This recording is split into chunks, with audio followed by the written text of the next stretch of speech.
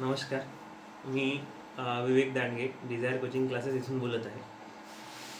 आज आपण JEE आणि नीट फाउंडेशनबद्दल थोडक्यात माहिती पाहूया. JEE नीट फाउंडेशन याची जे आपलं 6वी ते 10वीमध्ये JEE नीट फाउंडेशन सुरू आहे, याची खरी गरज का बरं आहे? याचं एक थोडक्यात उदाहरण मी सांगतो की मी 11वीत असताना जेव्हा कोटा इथे गेलो होतो आणि पहिला पेपर तिथे झाला 1 महिन्यानंतर. त्या पेपरमध्ये 480 मार्काचा पेपर होता. जवळपास 180 मार्क्स 179 मार्क्स मला मिळाले होते. 35% जवळपास त्या पेपरमध्ये आपल्याला आले होते. आता 10वीपर्यंत 90-95% कंटिन्यू आपल्याला भेटत आहे आणि अचानक आपण जेव्हा घर सोडून गेलो 11वीमध्ये त्यावेळेस 35%पर्यंत आपण आलो. तर पालकांना हे वाटणं साहजिक आहे की अभ्यास काही सुरू नाही. माझ्या वडिलांनी तसं कदाचित सुरुवातीला वाटलं असेल, पण नंतर समजा आमची हितगुज झाल्यानंतर त्या सर्व गोष्टी त्यांना कळाल्या, त्यांनी समजून घेतलं आणि त्या गोष्टीचं प्रेशर मग माझ्यावर आलं नाही. तर असं जनरली सर्व मुलांसोबत होते की 10वीपर्यंत 90-95, आज 10वीच्या बोर्डमध्ये 90-95% घेणारे मुलं खूप असतात आणि ते मुलं जेव्हा 11वीला जातात तेव्हा ते 30-35%, 25% असे स्कोअर येऊ शकतात. तर ते स्कोअर आल्यानंतर आपल्याला त्या गोष्टी समजून घेणे आणि मुलांनाही त्या गोष्टीचं प्रेशर नाही आलं पाहिजे. तर यासाठी ती तयारी मुलांची असली पाहिजे. तिथं गेल्यानंतर हे कळलं की 6वीपासून जे मुलं बरेच मुलं जे आहेत ते 6पासून 7पासून फाउंडेशन करत आहेत. म्हणजे फाउंडेशन म्हणजे नेमकं काय, तर 6वीचे विद्यार्थी असताना 6वीमध्ये असताना थोडंसं 7वीचं 8वीचं काही गोष्टी त्याच्यामध्ये कव्हर करणे, 7वीत असताना त्याच्या पुढच्या 1-2 वर्गाचं कव्हर करणे, तसं 9वीला आहे तर 11वीचे काही मुद्दे त्याच्यामध्ये कव्हर होतील आणि 10वीला 12वीचे काही पॉईंट्स कव्हर होतील, जेणेकरून 11वी आणि 12वीत आपल्या बऱ्याचशा गोष्टी कव्हर झालेल्या असतील. जो 11वी-12वीचा खूप व्हास्ट सिलेबस आहे की 2 वर्षात जवळपास तब्बल 100 चॅप्टर, म्हणजे 100 चॅप्टर्स करणे, ते रिवाईज करणे, एवढा पूर्ण 2 वर्षाचा सिलेबस, हे एक काठिण्य पातळी तिथं असते. तर सर्वात मोठा एक तो सिलेबसचा पॅटर्न. त्याच्यानंतर जो पेपर पॅटर्न असतो त्याच्यामध्ये निगेटिव्ह मार्किंग, प्रत्येक क्वेश्चनला निगेटिव्ह असणार आहे, वेगवेगळ्या प्रकारचे प्रश्न, घुमवून फिरून विचारलेले प्रश्न, या गोष्टींमुळे जो स्कोअर आहे तो कमी येतो. म्हणजे आज जर तुम्ही IITचे रिझल्ट बघितला तर 300 पैकी 100 मार्क घेणारे मुलंही आज IITला आहेत. 100, 125, 150 मार्क्स म्हणजे 30 ते 50% वाले मुलं आज IIT मध्ये शिकत आहेत. तर आपली त्या हिशोबाने तयारी असली पाहिजे आणि त्याच उद्देशाने आपल्या या क्लासमध्ये आपण 6वी ते 10वी हे फाउंडेशन सुरू केलेलं आहे.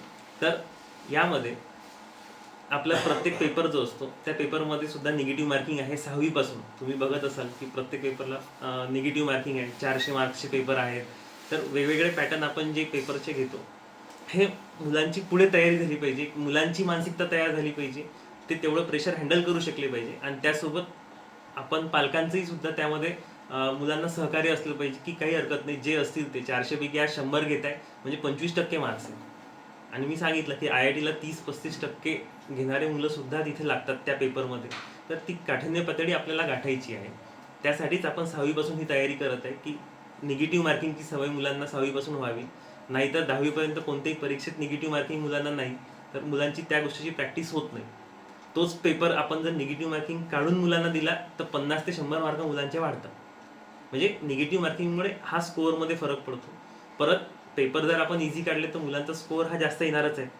तर काही पालकांना वाटते की आपला मुलांचा स्कोअर कमी येत आहे, अभ्यास तर खूप करत आहे पण तरी स्कोअर नाही वाढत आहे. तर त्याच्या मागचे ह्या काही गोष्टी असतात की जे निगेटिव्ह मार्किंग आहे, जिथं 100% कन्फर्म नाही आहे उत्तर, तर ते लिहू शकत नाही कारण निगेटिव्ह मार्किंग असते, त्यांनी मार्क्स कमी होऊ शकतात.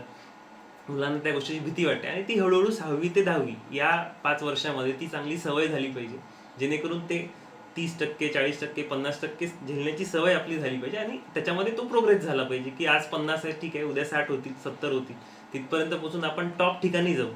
टॉपचे IITs आपल्याला भेटतील, टॉपचे आपल्याला एम्सचे कॉलेजेस भेटतील, वेगवेगळ्या फील्डमध्ये आपण टॉपवर असू.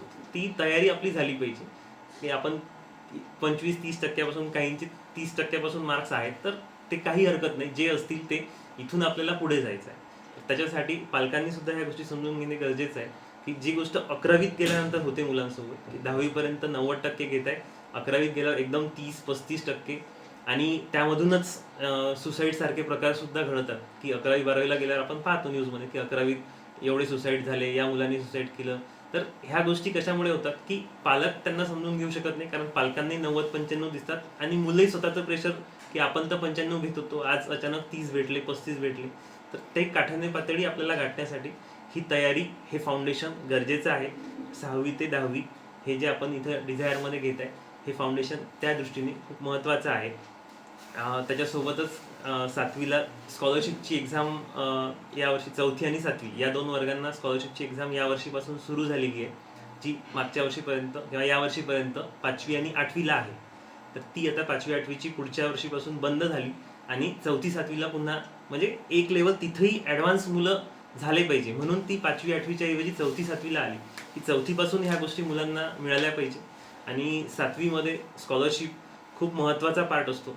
स्कॉलरशिपचे जे चॅप्टर्स आहेत, जो मॅथ्सचा सिलेबस आहे किंवा बाकी इतर सब्जेक्ट्स आहेत, तर तो सिलेबस पुढच्या दृष्टीने खूप महत्त्वाचा असतो.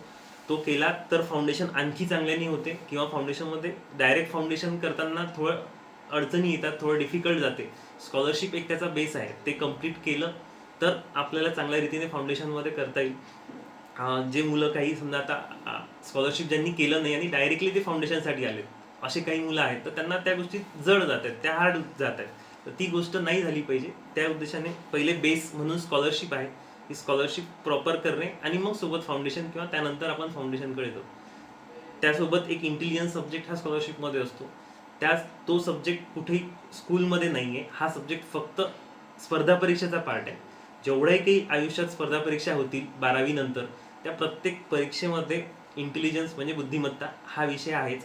आणि तो विषय फक्त आपण 4थी आणि 7वी या 2 वर्गात शिकणार आहोत. स्कॉलरशिपमध्ये तो सिलेबस आहे आणि तेच सगळे चॅप्टर पुढच्या सगळ्या स्पर्धा परीक्षांमध्ये असतात. तर तो एक बेस आहे की पुढे तुम्ही बघता की आपल्या आसपास जे मुलं आहेत, ही ग्रॅज्युएशन झाल्यानंतर काय करत आहेत, स्पर्धा परीक्षेची तयारी. 2 वर्ष होतात, 4 वर्ष होतात, 5 वर्ष, तरी स्पर्धा परीक्षेची तयारी ही सुरूच राहते. तर त्यांचा बेस नसतो म्हणून त्या गोष्टी होत राहतात. ज्या विद्यार्थ्यांचा बेस आहे ते 1 ते 2 वर्षामध्ये ह्या सर्व एक्झाम्स क्रॉस करतात आणि त्या दृष्टीने हा पूर्ण 4थीपासून ते 10वीपर्यंत आपले सब्जेक्ट्स आहेत की अदर दॅन स्कूल, की स्कूलचे जे काही आहेत, स्कूलसोबत आपण ह्या एक्स्ट्रा गोष्टी करत आहे की स्कूल हे केल्यानंतर स्कूलचे सर्व सब्जेक्ट्स इझिली होतील, स्कूलचा जो काही पार्ट आहे तो इझी होईल आणि ह्या गोष्टी एक्स्ट्रा मुलं करत आहेत. तर त्या एक्स्ट्रा मुलांनी जेवढा अभ्यास केला त्यातून मुलांना नक्कीच पुढे 10वी नंतर फायदा होणार आहे. त्या दृष्टीने आपण या गोष्टीचा विचार करावा आणि मुलांचे जे मार्क्स आहेत एस्पेशली 6वी ते 10वी फाउंडेशनमध्ये, ही निगेटिव्ह मार्किंग आपण इथं ठेवलेली आहे, त्या पॅटर्ननुसार आपण घेत आहे, हार्ड पेपर घेत आहे, तर मुलांना त्या दृष्टीने सहकार्य करावे, त्यांनाही मोटिवेट करत राहणे. आमच्या दृष्टीने आम्ही मुलांना ह्या गोष्टी सांगत राहतोच, पालकांपर्यंत ह्या गोष्टी कळाव्यात म्हणून हा व्हिडिओ इथं बनवण्यात आला आहे. धन्यवाद.